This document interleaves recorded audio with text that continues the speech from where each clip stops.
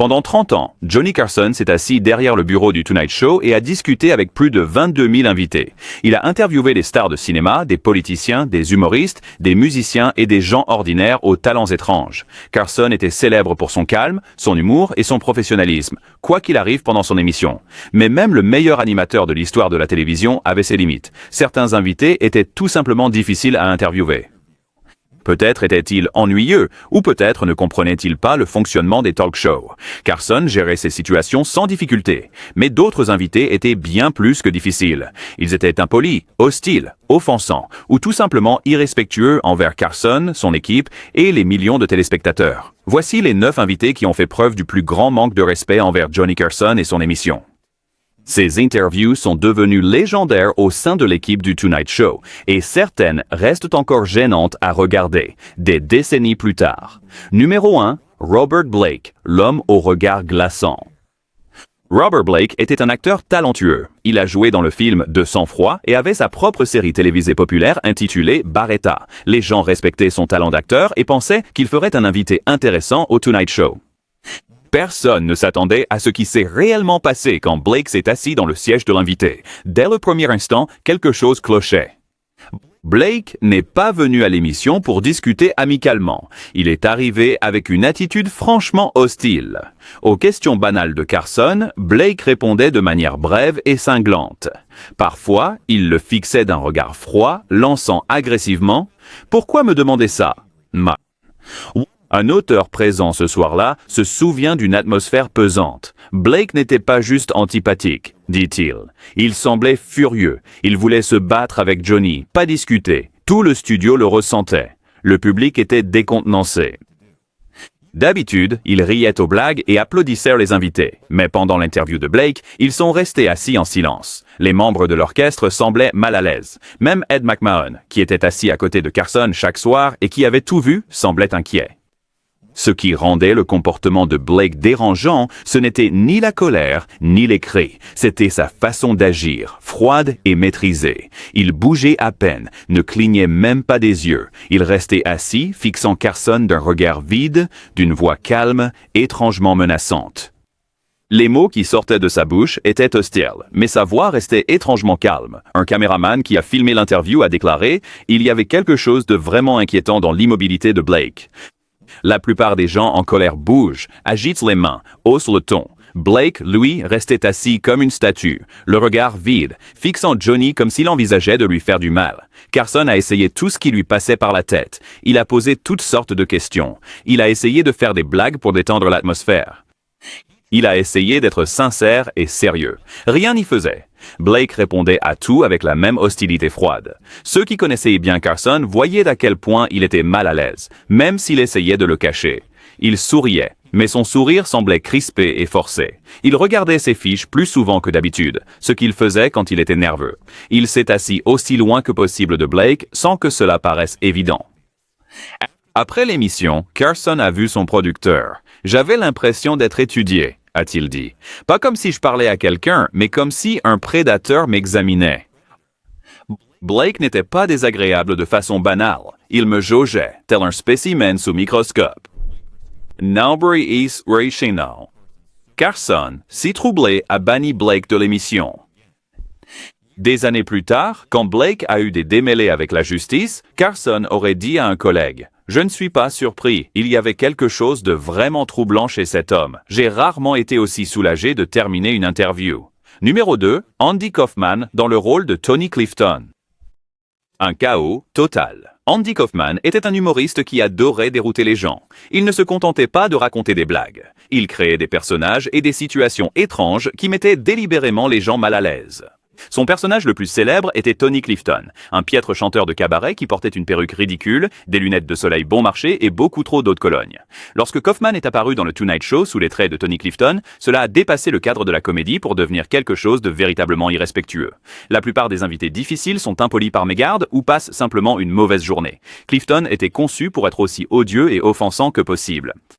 Clifton est arrivé déjà dans son personnage. Il sentait comme s'il s'était vidé une bouteille entière d'eau de Cologne sur lui. Il a été odieux avec le personnel en coulisses. Il a insulté des gens, et quand il est enfin monté sur scène et s'est assis à côté de Carson, les choses ont Clifton a enfreint toutes les règles de comportement attendues des invités du Tonight Show. Il interrompait constamment Carson. Il a insulté Ed McMahon. Il a fait des commentaires grossiers et déplacés sur les femmes qui travaillaient sur l'émission. Il a refusé de laisser Carson mener la conversation comme un animateur est censé le faire. Un auteur présent ce soir-là s'est souvenu. Ce n'était pas seulement que Clifton était agaçant. Il y avait quelque chose de vraiment dérangeant à voir quelqu'un refuser de sortir de son personnage, quoi qu'il arrive. Carson essayait d'avoir une conversation normale, et Clifton répondait par des propos aléatoires et absurdes, avec cette voix horrible et grinçante. Le plus troublant, c'était que personne ne pouvait dire si Kaufman contrôlait encore le personnage, ou si le personnage avait, d'une certaine manière, pris le dessus complètement. S'agissait-il encore d'un spectacle, ou quelque chose avait-il dérapé? La situation a atteint un point de non-retour lorsque Clifton a décidé de chanter. L'orchestre a joué pour l'accompagner, mais le son ne plaisait pas à Clifton. Alors il a saisi son verre d'eau et l'a lancé en direction de Doc Severinsen, le directeur musical. C'est à ce moment-là que Carson en a eu assez. Dans un geste extrêmement inhabituel, Carson s'est levé et a quitté son propre plateau. Il est tout simplement parti. Carson ne quittait jamais le plateau. C'est dire la gravité de la situation. Un régisseur a raconté « Quand Johnny est parti, on a compris que c'était sérieux. Clifton a empiré après ça. » Au moment de la pause publicitaire, il a refusé de quitter la scène. Les agents de sécurité ont dû le saisir physiquement et l'évacuer alors qu'il hurlait des insultes. C'était bien plus qu'une simple séquence télévisée gênante. C'était comme regarder quelqu'un faire une dépression nerveuse, sauf qu'on savait que c'était du cinéma, ce qui rendait la chose encore plus troublante. Quand Carson est revenu après la publicité, tout le monde pouvait voir qu'il était tendu et secoué. Carson ne perdait jamais ses moyens à l'écran. L'attitude de Clifton était donc vraiment irrespectueuse et chaotique. Plus tard, Carson a parlé à son équipe de ce qui s'était passé. « Harry, j'ai eu affaire à des invités ivres, a-t-il déclaré. J'ai eu affaire à des gens avec un ego surdimensionné. J'ai eu affaire à des gens en pleine crise de nerfs. Mais il y avait quelque chose de réellement déconcertant chez quelqu'un qui refuse de reconnaître la réalité. C'était comme parler à quelqu'un venant d'un autre univers avec des règles complètement différentes. Le résultat fut immédiat. Andy Kaufman lui-même était toujours le bienvenu dans l'émission. Il est revenu plusieurs fois en tant que lui-même et a été un invité tout à fait correct. Mais Carson a personnellement demandé que le personnage de Tony Clifton soit définitivement interdit d'antenne. Comme l'a expliqué un producteur, Johnny pouvait gérer les situations difficiles mais pas les situations dérangeantes. Et Clifton a franchi la ligne. Numéro 3, Klaus Kinski, la bombe à retardement humaine. Klaus Kinski était un acteur allemand célèbre pour ses performances intenses et effrayantes au cinéma. Il était connu pour son tempérament colérique et son comportement imprévisible. Lors de son apparition au Tonight Show à la fin des années 1970, Carson a été confronté à un niveau de rage et d'intensité qui a véritablement effrayé tout le monde sur le plateau. Dès l'instant où Kinski est monté sur scène, quelque chose de dangereux flottait dans l'air. Un régisseur présent ce soir-là s'en souvient. Il se dégageait de lui une énergie électrique et dangereuse. Ses yeux étaient grands ouverts et exorbités, et il ne clignait jamais des paupières. Son corps tout entier tremblait, comme s'il contenait une explosion. Johnny, qui se penchait d'ordinaire vers ses invités pour montrer qu'il les écoutait, s'écartait en fait de Kinski tout au long de l'entretien. Kinski ne répondait pas aux questions de Carson comme un invité normal. Lorsque Carson l'a interrogé sur son dernier film, Kinski s'est mis à divaguer sur l'art, la religion et la fin du monde. Ses réponses n'avaient aucun rapport avec ce que Carson demandait, et sa façon de parler était intense, presque violente. Lorsque Carson a tenté une petite plaisanterie pour détendre l'atmosphère, Kinski l'a fixé d'un regard si hostile et furieux que les spectateurs ont poussé un soupir de stupeur. Ils pouvaient sentir le danger. En coulisses, l'équipe de l'émission était très inquiète. Un producteur a déclaré « Nous avions mis la sécurité en état d'alerte maximale ce soir-là. Nous ne savions pas si Kinski allait terminer l'interview ou renverser le bureau. Pendant la pause publicitaire, nous avons sérieusement envisagé d'écourter la séquence pour des raisons de sécurité. » Johnny était extrêmement tendu. On pouvait le voir essayer de déterminer exactement comment gérer cet individu instable sans le faire sortir de ses gonds. L'interview s'est poursuivie, Carson gardant son calme en apparence tout en créant clairement autant de distance physique que possible entre lui et Kinski. Après l'émission, Carson a confié à des amis que c'était la seule fois où il a sérieusement craint qu'un invité ne devienne physiquement violent en direct à la télévision. Ed McMahon est revenu sur cette soirée lors d'une interview. Johnny m'a confié qu'il avait l'impression d'être assis sur une bombe prête à exploser à tout moment, a déclaré McMahon. Il ne menait pas tant une interview qu'il essayait d'éviter un dérapage en public. Il a dit qu'il n'avait jamais été aussi soulagé de passer à la publicité de toute sa vie. Non. Ce qui troublait Carson, c'était les yeux de Kinski. Il ne sciait jamais, fixant avec une intensité menaçante. Un cadreur se rappelle. Johnny disait que croiser son regard, c'était voir une tempête foncer sur soi. S. Dury. On sentait la force destructrice monter. On savait qu'un drame allait survenir. Un dadurriture in transer baus. Dès lors, le passage de Kinski est devenu au Tonight Show l'exemple type d'une intensité dangereuse. Pendant des années par la suite, chaque fois qu'un invité potentiellement difficile était programmé, les producteurs tentèrent de rassurer Carson en disant « Au moins, ça ne peut pas être pire que Kinski ». Dans le cas de Kinski, le manque de respect ne se résumait pas à de la simple impolitesse. C'était son mépris total pour les interactions humaines normales, et son énergie menaçante qui faisait craindre à tous pour leur sécurité. Ce genre de comportement dépassait largement les difficultés habituelles des talk shows. Numéro 4, Truman Capote, perdu dans un autre monde. Truman Capote était l'un des plus grands écrivains américains. Il a écrit des livres célèbres comme De sang-froid et Diamant sur canapé. Sa voix et sa personnalité unique l'ont rendu populaire dans les talk shows durant les années 60 et au début des années 70. Mais à mesure que les problèmes d'alcool et de drogue de Capote s'aggravaient, ses apparitions dans le Tonight Show sont devenues de plus en plus irrespectueuses et dérangeantes. Lors d'une apparition particulièrement désastreuse en 1975, Capote est arrivé manifestement ivre. Il était si intoxiqué qu'il arrivait à peine à articuler. Ses mots étaient pâteux et il s'interrompait sans cesse au milieu de ses phrases, le regard perdu dans le vide, avant de reprendre soudainement, comme si de rien n'était. Un réalisateur de l'émission a dit « Capote avait ce trait qui déstabilisait Johnny ». Il parlait d'une voix très douce, presque un murmure, s'arrêtait au milieu d'une phrase pendant de longues pauses, puis reprenait soudainement. Johnny disait que c'était comme essayer d'interviewer un fantôme qui ne cessait de s'effacer et de réapparaître. Au lieu d'être l'invité spirituel et divertissant que Carson attendait, Capote s'est lancé dans des histoires décousues sur la mort, la célébrité, les secrets et les expériences paranormales. Rien de ce qu'il disait n'avait de sens. Les histoires ne s'enchaînaient pas, ni entre elles, ni avec les questions que Carson lui posait. Un cadreur présent ce soir-là s'est souvenu. Le public ne savait pas s'il devait rire ou s'inquiéter. Capote mâchait tellement ses mots qu'on le comprenait à peine. Mais ce n'était pas seulement ça. Il y avait quelque chose de presque fantomatique dans sa présence. Il ne cessait de fixer le vide derrière Johnny, puis de sourire à rien. Johnny regardait sans cesse là où Capote portait son regard, visiblement déconcerté. L'interview est devenue si incohérente et irrespectueuse du format de l'émission que les producteurs ont pris la décision rare de l'écourter. Pendant la pause publicitaire, Carson s'est tourné vers son producteur et a dit « On dirait une maison hantée qui murmure sa propre histoire ».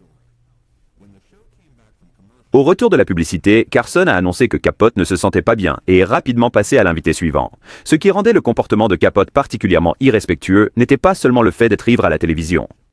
Carson avait déjà eu affaire à des invités en état d'ébriété. C'était la combinaison de sa fragilité physique, de son intensité murmurée et du contenu troublant de ses histoires décousues. Un écrivain présent a raconté. Capote racontait des histoires à moitié cohérentes sur des gens qui, selon lui, étaient morts dans des circonstances mystérieuses, puis il gloussait doucement.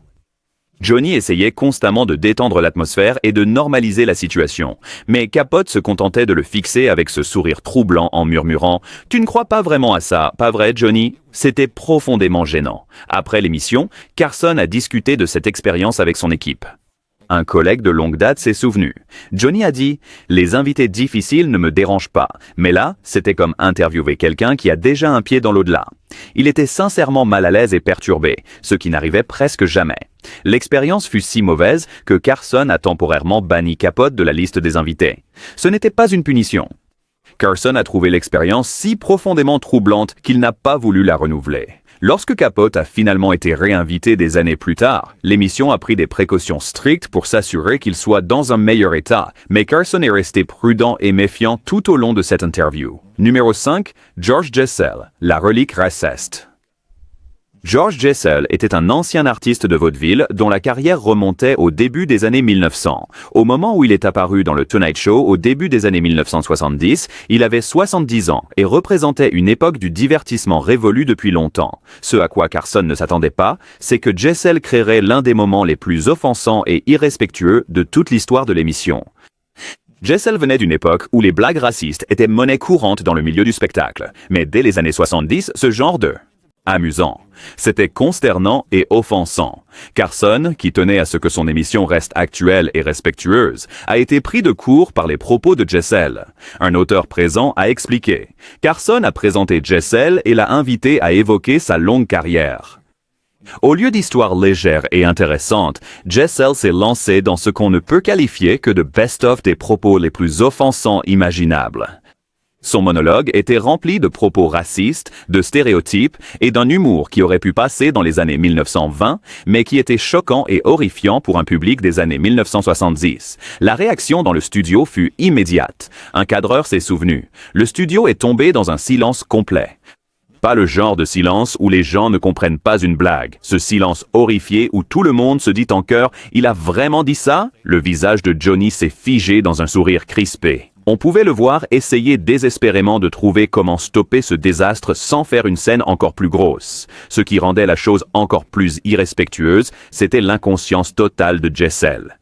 Face au silence stupéfait et gêné du public, Jessel poursuivait comme s'il attendait des rires. Il semblait déconcerté face au silence du public, mais il a persisté avec des propos encore plus déplacés. Carson était pris au piège dans une situation impossible. Un producteur présent dans la régie ce soir-là a expliqué « Si Johnny confrontait directement Jessel au sujet de ses propos offensants, cela créerait une confrontation gênante à l'antenne avec un homme âgé. » S'il en riait, il donnerait l'impression d'approuver ses opinions horribles. S'il interrompait brusquement la séquence, la raison serait évidente. Johnny était visiblement mal à l'aise, comme je ne l'avais jamais vu auparavant. La solution de Carson fut de lancer une coupure publicitaire bien plus tôt que prévu. Au retour de la publicité, Jessel avait disparu. Il avait été remplacé par l'invité suivant. Aucune explication n'a été donnée. En coulisses, Carson était inhabituellement contrarié. Les membres de l'équipe ont affirmé qu'il était plus furieux qu'il ne l'avait presque jamais vu. Il a dit à son producteur « Ce n'est pas ça, l'esprit de cette émission. Ce genre de choses ne se reproduira plus jamais sous ma surveillance. Jamais. » Contrairement à beaucoup d'invités difficiles qui finissaient par être réinvités avec le temps, Jessel a été définitivement rayé de la liste des invités de Carson. L'incident était si grave qu'il a poussé l'émission à instaurer des entretiens préalables plus rigoureux, notamment pour les invités issus d'époques plus anciennes du divertissement qui ne comprenaient peut-être plus ce qui était acceptable. Un collègue de longue date de Carson a déclaré « Ce qui a le plus dérangé Johnny, ce n'était pas seulement le contenu offensant, même si c'était déjà assez grave. C'était la façon dont Jessel semblait être un visiteur venu d'une autre époque, qui ne réalisait pas à quel point le monde avait changé. Il y avait quelque chose de vraiment inquiétant chez quelqu'un qui semblait totalement déconnecté de la réalité. L'incident Jessel est devenu une référence pour l'équipe de production. Chaque fois que des invités potentiellement problématiques étaient suggérés, quelqu'un demandait inévitablement « Mais est-ce qu'on risque un nouveau cas Jessel ?»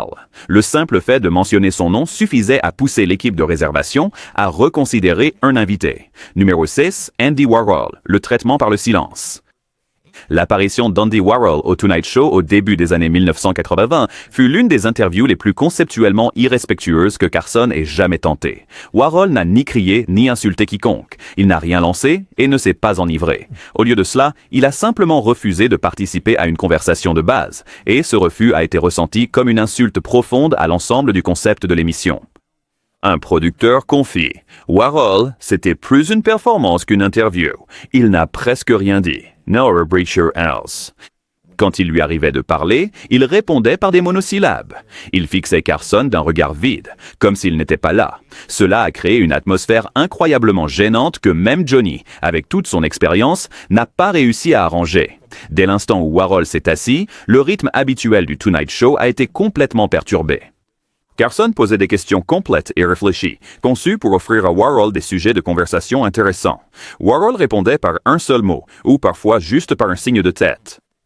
Puis il fixait Carson sans ciller pendant de longs silences gênants. Quand Carson tentait d'utiliser l'humour pour briser la tension et mettre tout le monde à l'aise, Warhol esquissait un petit sourire mystérieux qui reconnaissait la plaisanterie sans pour autant s'y impliquer. Il était physiquement présent, mais émotionnellement et intellectuellement absent. Un cadreur présent ce soir-là s'est souvenu. Le public ne savait pas comment réagir. Était-ce censé être drôle? Warhol faisait-il exprès d'être difficile? Était-il incroyablement timide? Cette incertitude a créé un malaise insidieux qui s'est propagé dans tout le studio. Les gens s'agitaient sur leurs sièges. Ils toussaient nerveusement. Ils se regardaient comme pour demander « C'est aussi bizarre que ce que je ressens ?» Carson a essayé toutes les techniques d'interview qu'il avait apprises au cours de ses décennies d'animation. Il a posé des questions ouvertes auxquelles il était facile de répondre. Il a posé des questions précises sur les œuvres de Warhol. Il a raconté des anecdotes personnelles destinées à encourager Warhol à partager les siennes. Il a même fait remarquer directement à quel point la conversation était inhabituelle. Rien n'a fonctionné. Rien n'a pu percer le mur d'observation détaché de Warhol. Un écrivain présent en coulisses s'est souvenu d'un moment particulièrement gênant. À un moment donné, Johnny a demandé directement « Tu as vraiment envie d'être là ?» Warhol s'est contenté de hausser légèrement les épaules. Il n'a pas dit oui, il n'a pas dit non. Il a haussé les épaules. Autant parler à une statue. Johnny a plaisanté plus tard hors antenne. Cet homme pourrait être en cire. Mais c'est dur ici. C'est ça que Yao. Mais on sentait bien qu'il était sincèrement contrarié par l'expérience. Ce qui rendait le manque de respect de Warhol différent des autres invités difficiles, c'était l'absence totale d'interaction humaine normale. Il n'était pas hostile comme Robert Blake. Il n'était pas ivre comme Capote. Il n'était pas fiévreux comme Kinski. Au contraire, sa présence créait ce qu'un membre de l'équipe a décrit comme un vide existentiel qui semblait distordre le cours normal du temps. Un réalisateur présent ce soir-là a déclaré « Ce n'était pas de l'hostilité, c'était de l'angoisse existentielle. » Ensure et Joe. Johnny s'appuyait sur ce lien humain essentiel qui naît de la conversation. C'est le principe même des talk shows. Et Warhol refusait de participer à cet échange fondamental. Carson a déclaré plus tard que l'expérience donnait l'impression d'interviewer un fantôme qui en savait long sur des choses que vous ignoriez. C'était véritablement troublant. À bien des égards, l'apparition de Warhol représentait l'opposé parfait de tout ce que le Tonight Show incarnait. Au lieu de la chaleur, il offrait de la froideur. Au lieu de la connexion, il offrait de la déconnexion. Au lieu du divertissement, il offrait du malaise. Pour Carson, dont la carrière reposait sur sa facilité à connecter avec ses invités, cette expérience fut profondément troublante. Une fois la séquence terminée, Carson était à la fois agacé et fasciné. Un producteur qui lui a parlé par la suite s'est souvenu qu'il avait dit « Soit c'était la pire interview que j'ai jamais faite, soit c'était une performance artistique brillante, et je ne sais pas laquelle des deux me dérangerait le plus. » Il semblait sincèrement ébranlé par l'interaction, pas vraiment en colère, mais perturbé au plus profond de lui-même. Le passage de Warhol est devenu légendaire au sein de l'équipe du Tonight Show comme l'exemple ultime de silence gênant et de non-participation irrespectueuse. Carson a parfois mentionné d'autres invités difficiles au fil des années, mais il évoquait rarement l'interview de Warhol, comme si l'expérience avait été trop profondément déstabilisante pour y revenir. Numéro 7, Charles Grodin. Le provocateur professionnel, humoriste et acteur Charles Grodin s'était fait une spécialité de taquiner Johnny Carson lors de ses apparitions au Tonight Show. Si cela donnait parfois lieu à des moments de télévision drôles et divertissants, le numéro de Grodin franchissait parfois la limite, passant du jeu à un manque de respect manifeste. L'approche de Grodin consistait à remettre en question tout ce que Carson disait et faisait. Il remettait en cause les questions de Carson. Il se moquait de son style d'animation. Il créait délibérément des blancs gênants et des moments de malaise. L'idée était que cette tension serait drôle, et parfois, ça l'était. Quand Carson et le public étaient dans le coup, le personnage antagoniste de Grodin pouvait créer des moments comiques d'anthologie, mais parfois, cela ressemblait moins à une performance qu'à de la pure impolitesse. Lors d'une apparition, Grodin a passé toute l'interview à se plaindre qu'il aurait dû être invité un autre soir. Il semblait contrarié et agacé d'être là. Quand Carson essayait de faire avancer la conversation, Grodin revenait systématiquement sur ses griefs. La plaisanterie a vite perdu de son charme, et ce qui aurait pu être drôle pendant 1 minute ou 2 est devenu gênant à force de durer. Une autre fois, Grodin a interrompu Carson sans arrêt, lui coupant la parole. Dès que Carson posait une question, Grodin l'interrompait avant même qu'il ait fini. Le sketch devait montrer que Grodin était si égocentrique qu'il ne laissait personne parler, mais ça a été perçu comme un manque de respect flagrant envers l'animateur. Un auteur ayant travaillé sur plusieurs apparitions de Grodin a déclaré « Le problème avec le numéro de Charles, c'est que la frontière entre la performance et le véritable manque de respect était très mince. Il jouait un personnage impoli envers Johnny, mais en fin de compte, il était réellement impoli envers Johnny. » Certains soirs, ça marchait, d'autres non. Ce qui rendait l'approche de Grodin particulièrement délicate, c'est que Carson ne savait jamais jusqu'où il pouvait aller. S'il répliquait trop fort, il passerait pour quelqu'un qui ne sait pas rire. S'il ne réagissait pas du tout, il donnait l'impression de se laisser marcher sur les pieds dans sa propre émission. Cela mettait Carson dans une position inconfortable. Carson tolérait généralement le numéro de Grodin parce qu'il comprenait qu'il s'agissait d'humour. Mais il y avait certainement des moments, lors des apparitions de Grodin, Le sourire de Carson se crispe un peu et ses réponses deviennent un peu plus cinglantes. Cette tension complice se transformait parfois en une tension bien réelle. Numéro 8, Joan Rivers, la trahison ultime.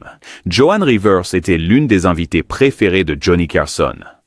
Il a soutenu sa carrière, l'a invitée dans son émission des dizaines de fois et a fini par faire d'elle son animatrice remplaçante attitrée. Lorsque Carson prenait des congés, Rivers le remplaçait. Elle était drôle, professionnelle et semblait sincèrement reconnaissante du soutien de Carson. Puis, en 1986, Rivers a fait quelque chose que Carson a considéré comme l'affront ultime. Elle a accepté un contrat pour animer son propre talk show concurrent sur Fox. Cela seul n'aurait pas été impardonnable. L'impardonnable, c'est qu'elle ne l'ait pas dit à Carson elle-même. Il l'a appris par les médias. Carson s'est senti profondément trahi. Il avait offert à Rivers sa première grande chance à la télévision. Il avait soutenu sa carrière pendant des années. Il lui avait fait suffisamment confiance pour la laisser présenter son émission. Et elle avait répondu à cette confiance en acceptant un poste chez la concurrence sans même avoir la courtoisie de le lui dire personnellement. Rivers a essayé d'appeler Carson pour s'expliquer, mais il a refusé de prendre ses appels. Il ne lui a plus jamais adressé la parole de toute sa vie. Quand on l'interrogeait à ce sujet, il se contentait de dire que Rivers savait ce qu'elle avait fait. Le manque de respect ici ne concernait pas une interview qui s'était mal passée à l'antenne. Il s'agissait d'une rupture fondamentale de la courtoisie professionnelle et de la loyauté personnelle. Carson estimait qu'après tout ce qu'il avait fait pour Rivers, elle lui devait au moins un coup de fil avant qu'il n'apprenne l'existence de sa nouvelle émission dans le journal. Des années plus tard, Rivers a exprimé de profonds regrets sur la façon dont elle avait géré la situation. Elle a confié que ne pas avoir appelé Carson personnellement était l'une des plus grandes erreurs de sa vie. Mais il était alors trop tard. Carson avait pris sa décision et il n'est jamais revenu dessus. Numéro 9, Frank Sinatra, la légende intimidante. Frank Sinatra était l'une des plus grandes stars de l'histoire du divertissement américain. Lorsqu'il apparaissait dans le Tonight Show, c'était toujours un événement majeur. Mais Sinatra avait la réputation d'être difficile, exigeant et parfois intimidant. Si Sinatra était généralement cordial avec Carson devant les caméras, il y avait toujours une tension sous-jacente. Sinatra s'attendait à un traitement de faveur. Il voulait que les choses soient faites à sa manière, et si quelque chose ne répondait pas à ses exigences élevées, il pouvait devenir froid ou hostile sans prévenir. Carson devait gérer les humeurs de Sinatra avec doigté. Une question ou une blague maladroite pouvait le braquer ou le mettre sur la défensive.